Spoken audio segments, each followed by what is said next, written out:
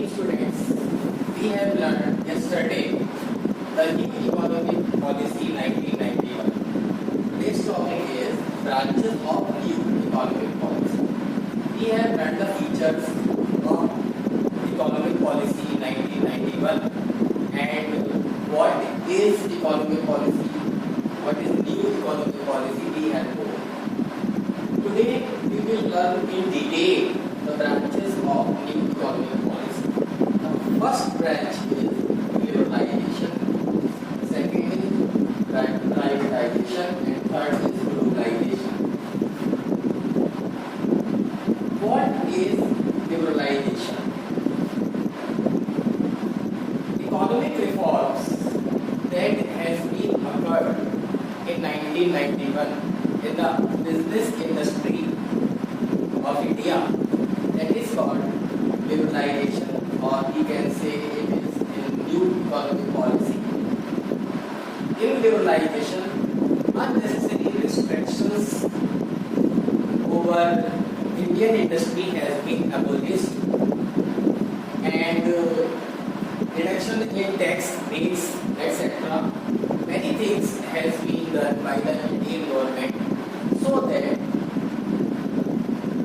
Indian industry may get progress in detail.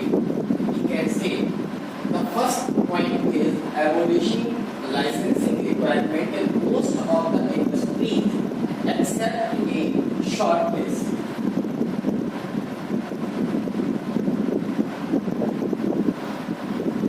Abolishing licensing, it means there is no requirement to get the license for all the sectors of industry except a short list. There are some sectors in which licensing is required and it is must, but except those few sectors, there is no need to get the license for the industry. And the second point is freedom of deciding the scale of business activities. It is up to the businessman what the scale of his business should be. It depends upon the capital of the businessman or the requirement of the businessman. Government has no interest in it. There is no legal formalities if he wants to expand his industry or business. The third point is removal of restriction on the movement of goods and services. Any businessman can sell his product in all over India, not in all over India, but also he can export his goods.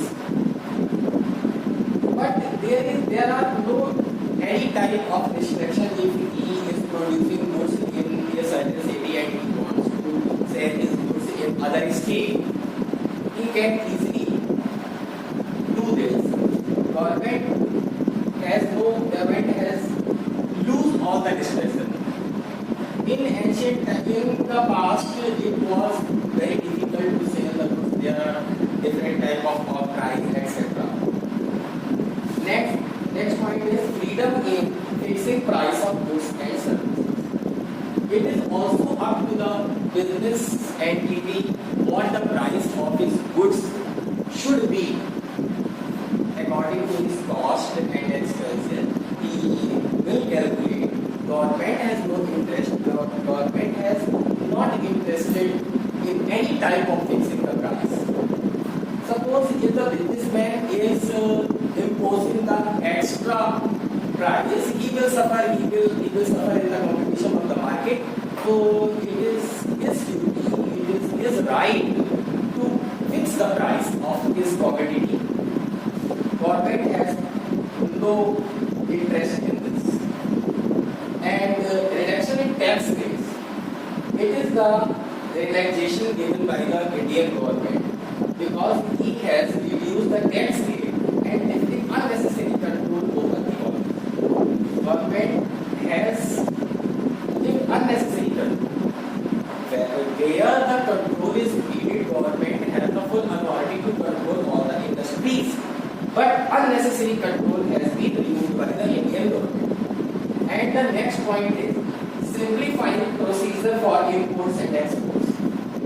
Import and export policy is realized by the Indian government. So businessmen easily get interested in exporting and also in importing the goods. In this way, our international business has been expanded. The next point is making it easier to attract foreign capital and technology in India. When international trade has been flourished at that time, foreign capital, foreign technology came to India, and India's technology and India's currency has gone out of India. In this way, foreign exchange business has been flourished by all students. Now we are taking a second point, that is privatization.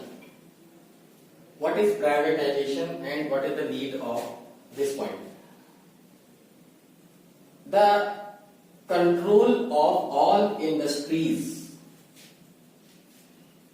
by the government has been reduced, and private sector should also join the hands in the nation building. At that time, private sector came forward and they play their important role in national building of economic of India.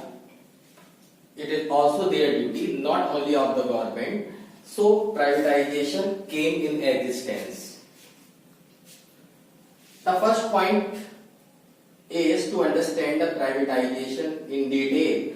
To achieve privatization in India, the government redefined the role of public sector. In the new policy, new economic policy in 1991, the government redefined the role of public sector. In this policy of planned disinvestment of public sector and decided to refer the laws making sick enterprises. Some government entity, government industry were not doing work very well and they were sick at that time.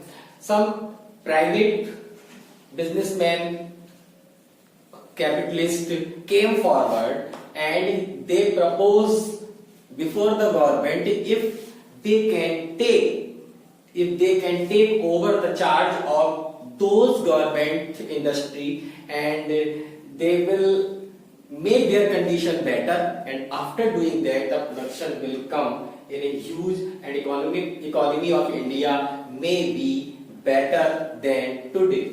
The government accept all the proposals by the capitalists of India, and sector decided to refer the making the sick enterprise to Board of Industrial and Financial Reconstruction, and in this way they proved their ability in the field of development of economy of India. What is divestment means, or we can say disinvestment means transfer of ownership of a public sector to private sector. When the government gave delete their 51% share of the ownership to the private sector, at that time this investment happens and the ownership of public sector goes to the private sector, and in this way when private sector and private sector and government sector both should join their hand, and after doing they do the betterment for the economy of India. That is called the privatization, when the division of 51% share to the ownership of the private sector. This is called, friends. The third point is globalization. What is globalization? If anything has happened, every nook and corner of the world, there can be no hindrance of any type in selling the goods, in doing any activity, in not only in India but also abroad. That is called the globalization. In globalization, our business and industry, we can talk about that. free flow of goods and service across nation. If any businessman want to sell his goods or purchase the goods from all the nations, all other nations, he is allowed. That is called free flow of goods and service across nations. Free flow of information technology.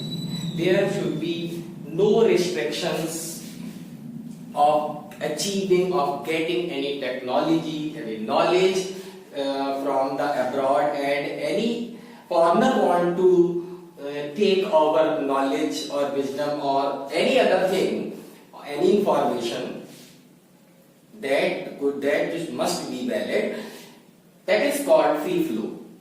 And the third point is free flow of capital across nation. If we want to invest our money in the foreign companies, we can. On the other hand, any foreigner want to invest his money in India, in Indian company, he is allowed. That is called globalization. And the next point is free movement of people across border.